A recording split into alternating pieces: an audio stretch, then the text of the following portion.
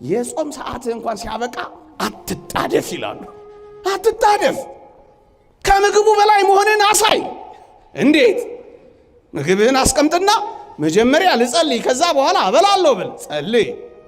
ከዛስ እንደገና ምግብህን አስቀምጥና አንድ የመጽሐፍ ቅዱስ ቃል አንብበል። ምግብ ይቀመጥ። ከምግብ ሐሳብ በላይ መሆንን አሳየው። የመጽሐፍ ቅዱስ ቃል አንብብ። ተመገብ። መጀመሪያ ነፍስን መግባል። ስንት ቀን ቀረኝ እያለ እየቆጠረ ቅዳሜና እሑድ ሲመጣ እየፈነጠዘ እንዲህም አይነት ጾም የለም። ይልቅ በጾም ውስጥ ባሉ በረከቶች ነፍስ በምታገኘው ንጽህና እየተደሰተ መኖር ነው። እውነተኛ ጾም ይሄ ነው። መንፈሳዊ ሰው ሲደክም ኃይለኛ ነው የሚሆነው። እጁ ኃይለኛ ነው የሚሆነው። ይጸልያል። ቃሉ ኃይለኛ ነው የሚሆነው። እሳት ይተፋል። ጾም በደልን ማመኛ፣ ጾም እግዚአብሔርን ደጅ መጥኛ፣ ጾም በንስሐ ምክንያት ለኃጢአት መካሻ ጊዜ ካልሆነ ታዲያ ምንድን ነው? ማለዳ ላይ ትደነዝዛላችሁ፣ 6 ሰዓት ላይ ትንሽ ትነቃላችሁ። ሳትበሉ ትንሽ ከቆያችሁማ ነገሩ ሁሉ የሚገለጥላችሁ ትሆናላችሁ። ጥርት ይላል ነፍሳችሁ። እንዲህ ያሉ የጾም ጊዜያት በኢትዮጵያ ኦርቶዶክስ ተዋሕዶ ቤተክርስቲያን ኩራታችን የሚተነፍስበት ወቅት ነው መሆን ያለበት። ጾማችን፣ ሱባያችን፣ መራባችን ለውጥ እንዲያመጣ ከፈለግን የምር ማዘን አለብን። በዚህ የጾም ወቅት ከአልጋችን ብቻ አይደለም መዋረድ ያለብን፣ ከኃጢአታችንም ጭምር ነው መውረድ ያለብን። ወገኖቼ ክርስቶስን ለማገልገል እየተራብን ነው ወይስ እንዲሁ ልማድ ስለሆነ ነው? ስለምን እየጾማችሁ ነው? ስለምን እየጾምን ነው? ወገኖቼ ጉዳያችን ምንድነው? አሁን የምንጾምበት ስለዚህ ነገር ጾም የምንልበት ጉዳይ አለን ነው? መደበኛ ስለሆነ መኖር የሚፈልጉ ሰዎች አሁን በሐዘን ስሜት ውስጥ ነው የሚኖሩት። የምር እግዚአብሔር የሚቀበለው ሱባኤና ጾም እንዲሆን ከፈለግን ማዘን እንጨምርበት፣ ልምድ አናድርገው። በብዙ ጦርነቶች ውስጥ ታጅበን ነው ይህን ጾም እያካሄድን ያለ ነው። በስመ አብ ወወልድ ወመንፈስ ቅዱስ አሃዱ አምላክ አሜን። ስለምን እንጾማለን በሚል ርዕስ እንማራለን። ጾም የጀመርንበት ሱባኤ የያዝንበት ሳምንት በመሆኑ ከዚህ ከጾማችን ተጠቃሚ እንድንሆን ስለምን እንደምንጾም እንድናውቅ የጾማችንንም ዓላማ እንድንረዳ የምታውቁትን ደግሞም ብዙዎቻችሁ የምትኖሩበትን ጥቂት መንፈሳዊ ሐሳቦችን ብቻ አስታውሳችኋለሁ። እግዚአብሔር ከሁላችንም ጋር ይሁንልን። አሜን።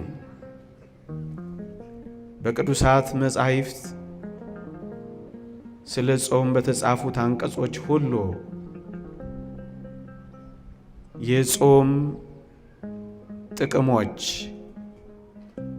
የእግዚአብሔር ሰዎች በጾም ምክንያት ያገኙት በረከቶች አብረው ተጠቅሰዋል።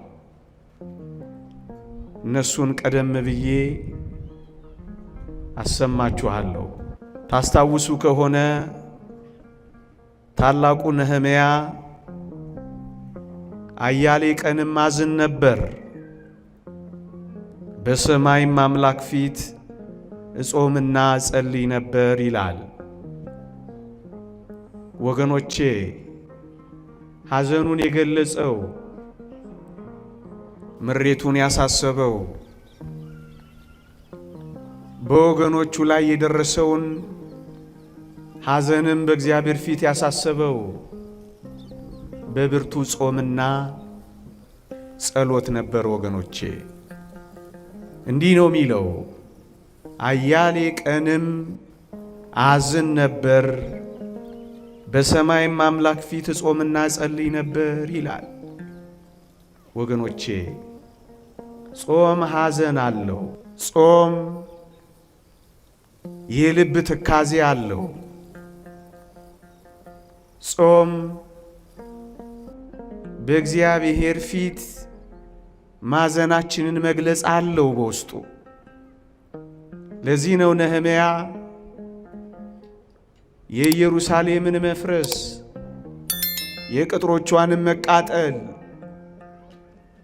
የሕዝቦቹንም መበተን፣ የመቅደሱንም ነገር ሲሰማ አዘነና በአምላካችን በእግዚአብሔር ፊት አያሌ ቀን ከማዘኑ ጋር ይጾምና ይጸልይ ነበር። ወገኖቼ እኔና እናንተ በዚህ ዘመን ሐዘን አለብን። ሳቅ ላይ አይደለም ያለነው፣ ፈንጠዝያ ላይ አይደለም ያለነው። የምር በእግዚአብሔር ፊት መኖር የሚፈልጉ ሰዎች አሁን በሐዘን ስሜት ውስጥ ነው የሚኖሩት። ምክንያቱም በብዙ ጦርነቶች ውስጥ ታጅበን ነው ይህን ጾም እያካሄድን ያለን። በወገኖቻችን መካከል የእርስ በእርስ ጦርነቶች ህመሞች ሆነውብናል። መወሻሸት አንችልም። ይሄ ሐዘን ነው። ደም መፍሰስ እንባ ከመፍሰስ ጋር አብሮ መተከዝና ማዘን ይገባናል። የምር ሱባኤ የምር ጾም እናርገው ካል ከጾማችን ጋር ብዙ ሐዘን ይጠበቅብናል። እንደምታዩት ነው። ብርሃኑ ጨለማ እስኪመስለን ድረስ ምን ደስ የሚያሰኙ ነገሮች ያሉንና ሳቅ ይቀድመናል። ሆድ ለማባስ እናንተን ጥልቅ ሐዘን ውስጥ ለመክተት የበራውን ፊታችሁን ለማጨለም ደስታችሁን ለማጨፍገግ ፈልጌ ግን አይደለም። እውነቱን ግን ዋጥ ማድረግ አለብን። ሐዘን አለብን። በአደጋ ጣዮች ምክንያት ምስኪኖችና ምንም ያልሆኑ ሰዎች የሞት ዜናቸውን ደጋግመን እንሰማለን። ይህን እንዴት አድርገን ልንክደው እንችላለን? ምንም የለብንም። ስለዚህ ኦርቶዶክሳውያን የእውነት ጾማችን ከሐዘን ጋር ነው? ሐዘን አለበት ነው? ስለታወጀና መደበኛ ኖርማል ስለሆነ ነው እያሳለፍን ያለ ነው። ጾማችን፣ ሱባያችን፣ መራባችን ለውጥ እንዲያመጣ ከፈለግን የምር ማዘን አለብን። በቤተ ክርስቲያናችን መካከል ደስ የሚያሰኙ ነገሮች አንሰማ። እዚህም እዚያም አትሰበርም እንጂ ለመሰበር የምትቀርብ እስክትመስል ድረስ ትገፋለች። ይሄን መካድ ይቻላል? አይቻልም። ታዲያ የሚያሳዝንን ነገር የለም። አያሌ ቀንም አዝን ነበር፣ በሰማይ አምላክ ፊት እጾምና እጸልይ ነበር ይላል። ለሚቀጥለው ትውልድ ጭምር ማዘን የለብንም? እንግዲያውስ የምር እግዚአብሔር የሚቀበለው ሱባኤና ጾም እንዲሆን ከፈለግን ማዘን እንጨምርበት፣ ልምድ አናድርገው። አንደኛ። ሁለተኛ፣ በቅዱሳት መጻሕፍት የምር ይጾሙ የነበሩ ሰዎች ራሳቸውን በልዑል እግዚአብሔር ፊት ያዋርዱ ነበር። ወገኖቼ መጽሐፍ ቅዱስ እንዲህ ይላል፣ በፈጣሪያችን ፊት ሰውነታችንን እናዋርድ ዘንድ ጎዳናችንንም ያቀናልን ዘንድ ለልጆቻችንና ለፍጥረቱም ሁሉ ጎዳናቸውን ያቀናላቸው ዘንድ አሕዋብ የሚባል ወንዝ ጾምን እንጹም ብዬ አዋጅ ነገርኩኝ። ስለዚህ ነገር ጾምን፣ ወደ እግዚአብሔር ለመንን፣ እርሱም ተለመነን ይላል። እንዲህ ያሉ የጾም ጊዜያት በኢትዮጵያ ኦርቶዶክስ ተዋሕዶ ቤተ ክርስቲያን ኩራታችን የሚተነፍስበት ወቅት ነው መሆን ያለበት። ወገኖቼ እንዲህ ባሉ የጾም ጊዜያት ኩራታችን፣ ትዕቢታችን፣ ቀና ቀና ማለታችን ዝቅ ዝቅ ሊል አይገባም። መቼ ነው በእግዚአብሔር ፊት የምንዋረደው? ምን ሲሆን ነው በእግዚአብሔር ፊት የምንነጠፈው? ወገኖቼ ምን ሲመጣ ነው እጃችንን የምንሰጠው? ምን ሲመጣ ነው ምን ተነፍሰው? ምን ሲመጣ ነው የምንማረከው? ምን ሲመጣ ነው የምንበረከከው? እንጃ። እሳት ሲዘንብ እንጃ። መጣው የሚለው እኛ ቤት ሲመጣ እንጃ። በዚህ የጾም ወቅት ካልጋችን ብቻ አይደለም መዋረድ ያለብን፣ ከኃጢአታችንም ጭምር ነው መውረድ ያለብን ወገኖቼ። ኃይል እንደሌለን ደካሞች እንደሆነ የምናውቅበት፣ በእግዚአብሔር ፊት በእውነት የምንዋረድበት የምንወድቅበት። አንተ ምራን፣ አንተ እጆቻችንን ይዘህ አራምደን፣ አንተ ቅደምልን። እኛ ምንም ነን፣ ትቢያና አፈር እንኳን መሆን ያልቻል አቅመ ቢሶች ነን። ስለምን እየጾማችሁ ነው? ስለምን እየጾምን ነው ወገኖቼ? ጉዳያችን ምንድነው? አሁን የምንጾምበት ስለዚህ ነገር ጾም የምንልበት ጉዳይ አለን ነው? መደበኛ ስለሆነ በየዓመቱ የሚገባ በየዓመቱ የሚወጣ ስለሆነ ብቻ ነው እየተራብን ያለን?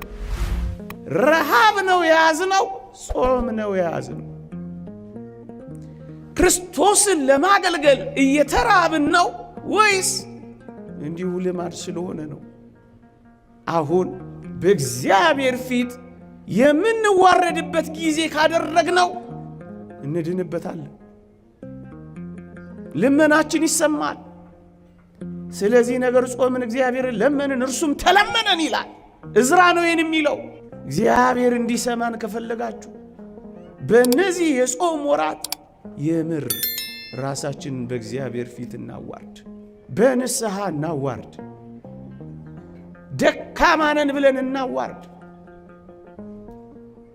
ኃይል የሌለን ምንኛ ምስኪኖች ነን ብለን እናዋርድ። ደካማውን ምንኛ ረዳኸው ብለን ወደ እግዚአብሔር እናንጋል። ለእግዚአብሔር የምንነግረው ብዙ ነገር የለንም። እግዚአብሔርን የምር መለመን ከፈለግን ልክ እነ ዕዝራ እንዳደረጉት ራሳችንን ማዋረድ የለብንም።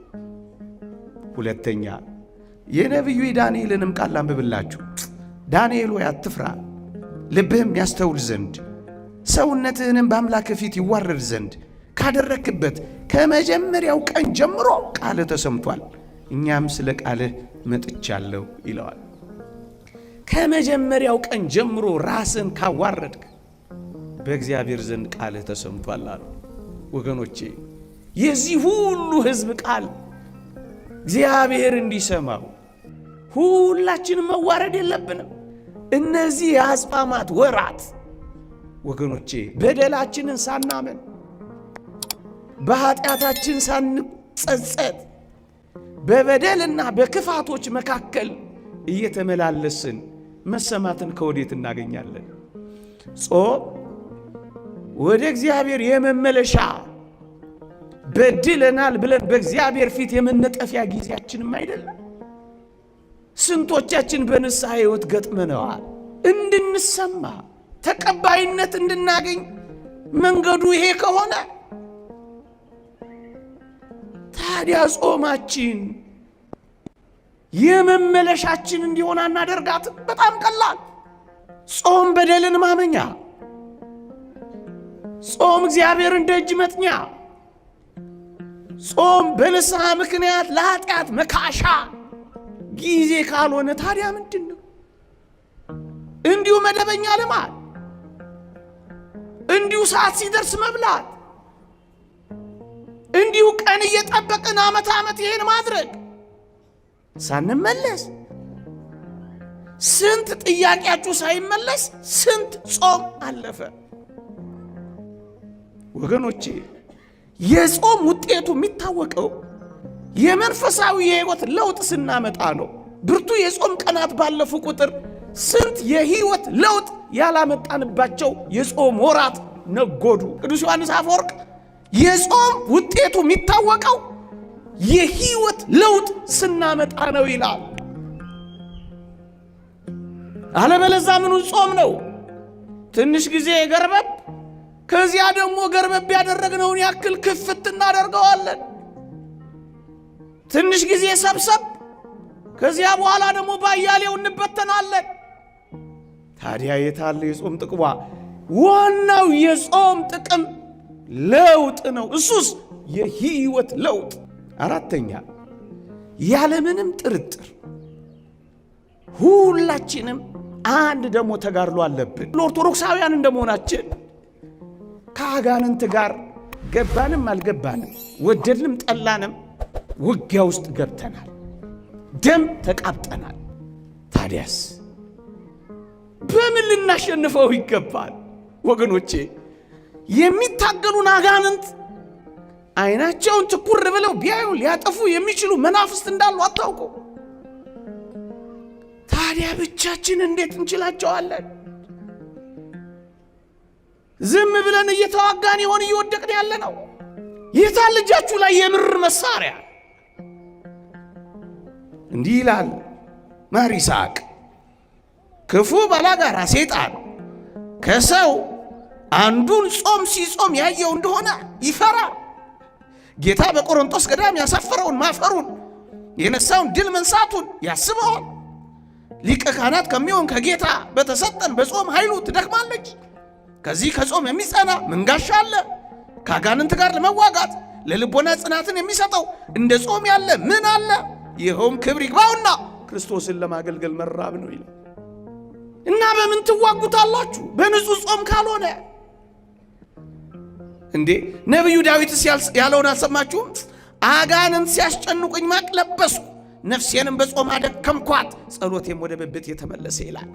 አጋንንት ሲያስጨንቁኝ ማቅ ለበስኩ። አጋንንት እየተዋጉን ነው፣ ምንም ጥርጥር የለውም። የጨለማው ገዢ ዓለምን ሊቆጣጠራት እየቀረበ ነው፣ ምንም ጥያቄ የለውም። አንበሳ ሊውጠን በዙሪያችን እየጮኸ ነው፣ ምንም ጥያቄ የለውም። የሰው መስሎን ከሆነ ተሳስተናል።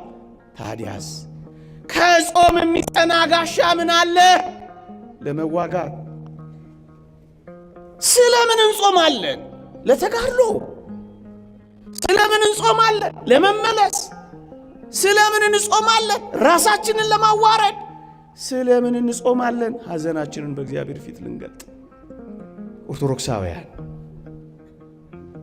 ይዘናቸው ልንሄድ የሚገቡን ጥቂት ቁም ነገሮች ከነዚህ ጋር አንዳንድ ሐሳቦችን ልጨምርላችሁ። አንደኛ ብዙ መብላት እንጂ ሕዋሳትን የሚያደክመው ብዙ መጾም ሕዋሳትን አድክሞ አያውቅ።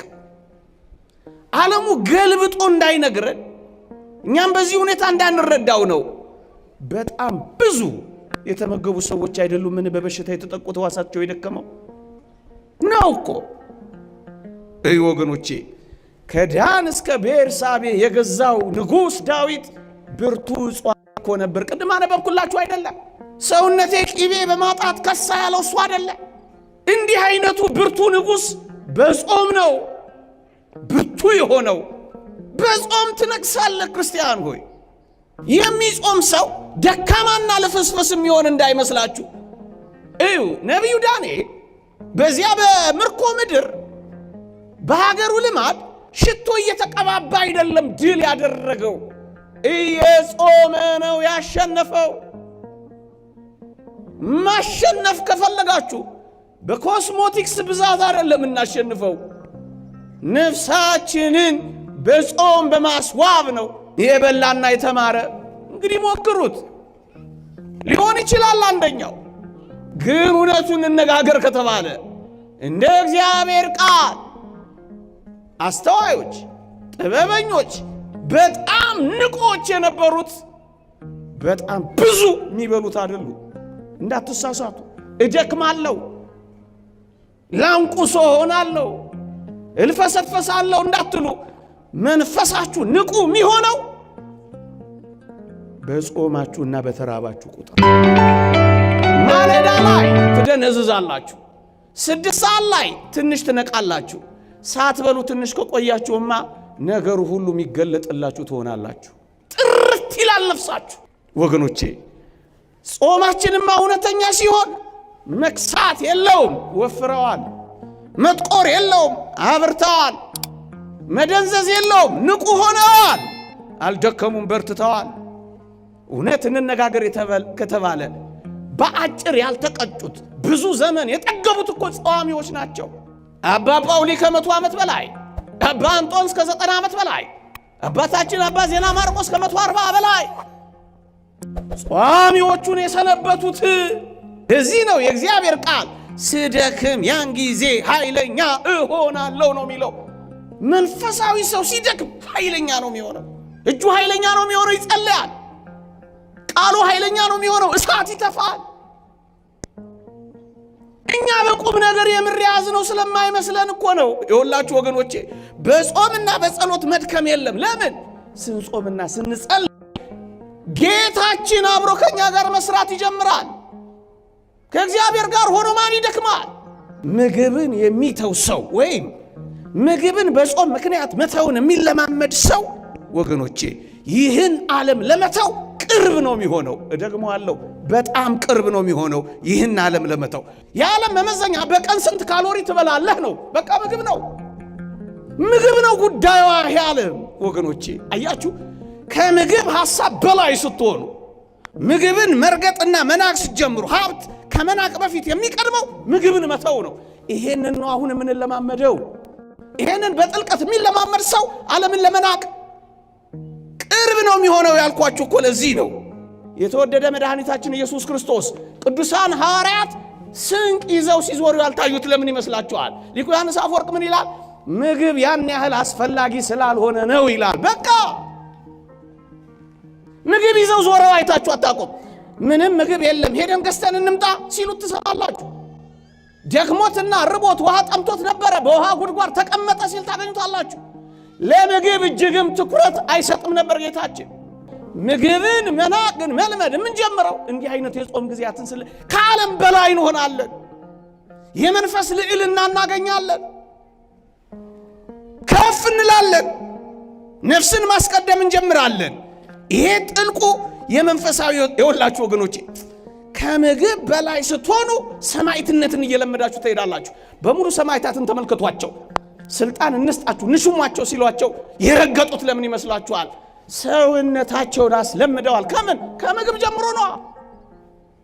ስግብግቦች አይደሉም፣ ቁጥቦች ናቸው፣ ልከኞች ናቸው። ከዛስ የትኛውንም ነገር ለመግጠም ወደ ኋላ አፈገፍጉ። ለምን? ከምግብ በላይ ናቸው ወገኖቼ። ይኸውላችሁ ከምግብ በላይ የሆነ ሰው ፍርሃትን አስወግዶ ይጥላል። አይፈራ፣ አያፍርም፣ እውነትን ከመናገር ፈቀቅ አይልም። ሰዎች ለዚህ ዓለም የምንታመመው በዋናነት በምግብ ጉዳይ ነው። የእውነተኛ ጿሚዎች ስንሆን ግን ከዚህ ሐሳብ በላይ ነው ምን ሆነው። ነቢዩ ኤልያስንና መጥምቀ መለኮት ቅዱስ ዮሐንስን ተመልከቷቸው። ያኛው አክዓብን ይሄኛው ሄሮድስን ሳይፈሩ የሚገስጹት ለምን እንደነበር ታውቃላችሁ? አይበሉም ነበረ። አይበሉ በረሃኞች ነበሩ። ለዚህ ነው አጥብቀው ሲገስጹ የሚታየው። ለምን? እኛ ፈሪዎች ሆን፣ በላተኞች ሆና ኧረ ልኑርበት። አያችሁ፣ የዓለም ተለማማጮች፣ የጉልበቷ ተቅለሽላሾች፣ የማማመለሏ ተንበርካኪዎች ምን ሆነው በበላንና ለምግብ እጅግ ትኩረት በሰጠን መጠን ነው ወገኖቼ። አባቶቻችንም ይህን ግልጽ በሆነ ቋንቋ አስቀምጠዋል። ምን ይላሉ? ለገንዘብና ለከንቱ ውዳሴ በሞቴ ስሙኝ። ለገንዘብና ለከንቱ ውዳሴ የሚያዘነብል ጽኑ የሆነ ፍላጎት ከሌለን ሞትንም ሆነ ድህነትን አንፈራም። ደግሞ እኮ አጭር ነው የምግብ ጣዕሙ፣ የምግብ እይታው በጣም አጭር እንደሆነ ታውቃላችሁ። ለአጭሩ ነው ረጅሙን እየቀየርን ያለ ነው። አጭር ስትል ምን ማለት ነው ካላችሁ እዩ፣ የምግብ እይታው በጣም የሚስበን እኮ ከእጃችን አንስተን አፋችን ውስጥ እስክንከተው ድረስ ነው። እውነት አሰብ ጣዕሙማ የበለጠ እኮ በጣም አጭር ነው። ከምን እስከ ምን? ከምላስ እስከ ጉሮሮ እኮ ነው።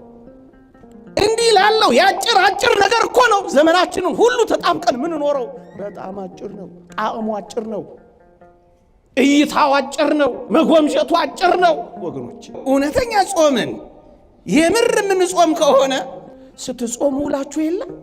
ታዲያስ ቆየት ብላችሁ ብዙ በመጥገብና ብዙ በመብላታችሁ በጾም ምክንያት የገነባችሁትን መንፈሳዊ ጸጋ አደራችሁ እንዳታፈርሱት። እና ምን እናድርገው ካላችሁኝ በልኩና በመጠኑ ተመገቡት። ጾም ማለት ከጾም በኋላ ምን እንደምንመገብ እያሰብን ወይም እያማረጥን እስከ ጾም ሰዓት ድረስ የምግብን ሐሳብ ተሸክመ ነው ምን ቆየው። ለምንድን ነው አያችሁ? ከዚህ ሐሳብ መውጣትና ከዚህ ሐሳብ በላይ ምግብን ጭራሽ መርሳት ጭምር ነው። ደረሰ አልደረሰ እያሉ 10 ሰዓትን እያዩ 20 ጉዳይ ሆነ ሩብ ጉዳይ ደረሰ እያሉ እጅን እያዩ የሚጾሙት ጾም አይደለም። እናስ ምንድን ነው የእጅ ሰዓትን ሳይሆን የምንጠባበቀው በዚህ ጽኑ ሕይወት ውስጥ በምናገኘው ጸጋ የሚሰጠንን አክሊል እያየን ነው የምንጓዘው። ይሄ ነው እውነተኛ ጾም ማለት። ስንት ቀን ቀረኝ እያለ እየቆጠረ ቅዳሜና እሑድ ሲመጣ እየፈነጠዘ እንዲህም አይነት ጾም የለም። ይልቅ በጾም ውስጥ ባሉ በረከቶች ነፍስ በምታገኘው ንጽህና እየተደሰተ መኖር ነው እውነተኛ ጾም። ይሄ ነው እውነተኛ ጿሚዎች ማለፊያ ነገርም የላቸው። ይሄ በአንድ ጊዜ የሚደረስበት ላይሆን ይችላል፣ ግን አስቡበት። ቀስ በቀስ ትንሽ ነገር እየቀመሱ ነው የሚኖሩት። አባቶች አንድ አስደናቂ ምክር ይመክራሉ። ምን ይላሉ? የጾም ሰዓት እንኳን ሲያበቃ አትጣደፍ ይላሉ። አትጣደፍ፣ ከምግቡ በላይ መሆንን አሳይ። እንዴት? ምግብህን አስቀምጥና መጀመሪያ ልጸልይ፣ ከዛ በኋላ እበላለሁ ብል ጸልይ። ከዛስ እንደገና ምግብህን አስቀምጥና አንድ የመጽሐፍ ቅዱስ ቃል አንብበል። ምግብ ይቀመጥ። ከምግብህ ሐሳብ በላይ መሆንን አሳየው። የመጽሐፍ ቅዱስ ቃል አንብብ፣ ተመገብ። መጀመሪያ ነፍስን መግባል። ከዚያስ አሁን ልብላ አትበል። እንዲያውም እንዲህ ብለህ ምግቡን አሳፍረው። ምን ብለህ? ትንሽ ደግሞ ያነበብኩትን ቃል ላሰላስለው ብለህ ተመሰጥበት። ምን ማለት ነው? ከምግብህ በላይ ሁንበት። ጨምረህ ለተወሰኑ ደቂቃዎች አምላክህን አክብርበት። ደሱ ነው የሚሉት። እውነተኛ ጾም ምን ይሆናል? የረሃብ ስሜት ሊሰማን ይገባል። ጌታችን በወንጌል ከጾመን በኋላ ተራበ ነው የሚለው። የተወደዳችሁ ኦርቶዶክሳውያን እውነተኛ ጾም ረሃብ ሊከተላት ይገባል። እንደውም አንድ አባት ዮሐንስ ዋሰው የሚባል አባት ምን ይላል? የአጋንንት አለቃ የወደቀው ሉሲፈር ነው ይላልና የፈቃደተ ሥጋ አለቃ ደግሞ ይላል ሆዳምነት ነው ይላል። የአጋንንት አለቃ ሉሲፈር ነው። የፈቃዳተ ሥጋ ሁሉ አለቃ ደግሞ ጥጋብ። ጥጋብ ከመጣ የማይመጣው ጉድ የለም። ዝሙት የሚመጣው ለዛ ነው። ልበ ደንዳናነት የሚከተለው ለዛ ነው። ለምንድን ነው ብዙዎች ሲነገራቸው የማይሰሙት ደንዳና የሆኑት ካላችሁኝ? ጥጋብ ነው፣ ሆዳምነት ነው፣ ስግብግብነት ነው። መች የድሃ እምባ ይታያቸዋል? ለምን? ጠግበዋል። ከጠገብክ እግዚአብሔርን መርሳት አይቀሬ ነው። በልኩ ነው ክርስቲያን የሚኖረው ወገኖቼ። ብርቱ ጸሎት መጸለይ የሚፈልግ ሰው እንደውም ሊቁ ዮሐንስ አፈወርቅ ምንድን ነው የሚለው?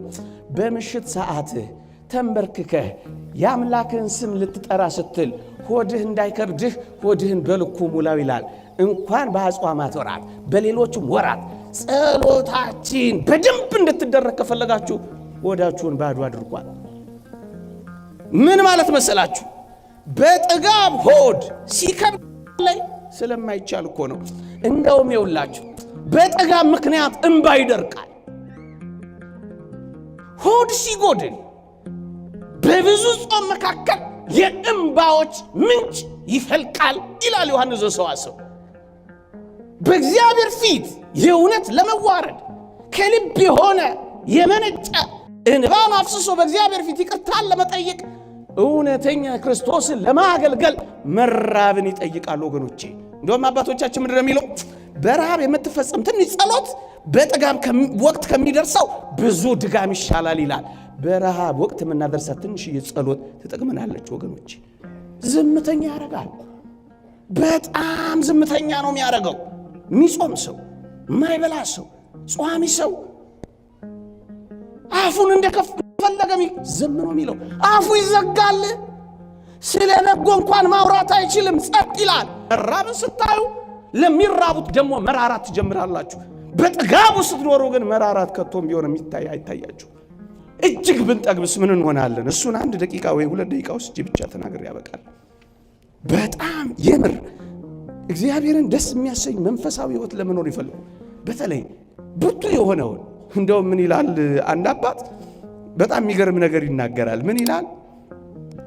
ጠግቦ መመገብ ይላል። ይኸውላችሁ ተሞክሮ የተፈተሸ የደጋግ ክርስቲያኖችን የህይወት ተሞክሮ ነው የምነግራችሁ። ምን የሚል ጠግቦ መመገብ የዝሙት አባቷ ነው ይላል። በዝሙት እንዳትፈተኑ ከፈለጋችሁ ወጣቶች በመጠን ብሉ። አባቷን ነው የምትገለው። ስትጾም ስትጸልይ አባቷን ነው ራሱን የምትቀጠቅጠው። እሱ ማን ነው? ወዳምነትና ስግብግብነት። ከዛስ ዝሙትን ታጠፋዋለህ። በጾም ደግሞ ሆድን ስታስጨንቀው በጾም የበለጠ የኖርክ ስትመጣ ደግሞ ንጽህናን ትጎናጸፋለህ። ወገኖቼ አብዝቶ ከመብላት ሰውነቱን ገጥቶ የሚኖር ሰው ከኃጢአት ይከለከላል ይላል ሃይማኖተ አበው። የእንጨት ብዛት እሳትን እንዳያበዛው እንደዚሁም ልዩ ልዩ የሚሆኑ ምግቦችን መለዋወጥ ዝሙትን ያበዛዋል ይላል። እሳት እንደመልቀቅ ነው ይላል። በሞቴ እሳት እየለቀቅንበት እኮ ነው። እንጨት ከበዛ እሳቱ እንደሚበዛ በጣም ምግብ ከበዛ ዝሙትም ይበዛል። ታዲያ ባንፈተን ነው የሚገርመን። እንደዚህ እየበላን እየጠጣን ታዲያ ምን እናድርግ? በልኩና በመጠኑ ነው። እንደውም አንድ አባት ይህን በተመለከተ ሆዱን የሚንከባከብና መንፈሰ ዝሙትን ድል ለመንሳት ተስፋ የሚያደርግ ሰው እሳትን በዘይት ለማጥፋት የሚሞክር ሞኝ ሰው ይመስላል ይላል። ለምን እንጾማለን? ሐዘናችንን እንግለጥበት፣ በእግዚአብሔር ፊት እንዋረድበት፣ ልመናችንን የሚሰማበት እናደርግበት፣ ከአጋንንት ጋር እንታገልበት፣ ጥልቅ የሆነ ሰማዕታትን እንልመድበት፣ ዓለምንና ምኞቷን እንናቅበት፣ ከምግብ ሐሳብ በላይ ሆነን ዓለምን ለመተው እንንደርደርበት። ወገኖቼ ጥልቅ የሆኑ መንፈሳዊ ሐሳቦችን እንፈጽምበት።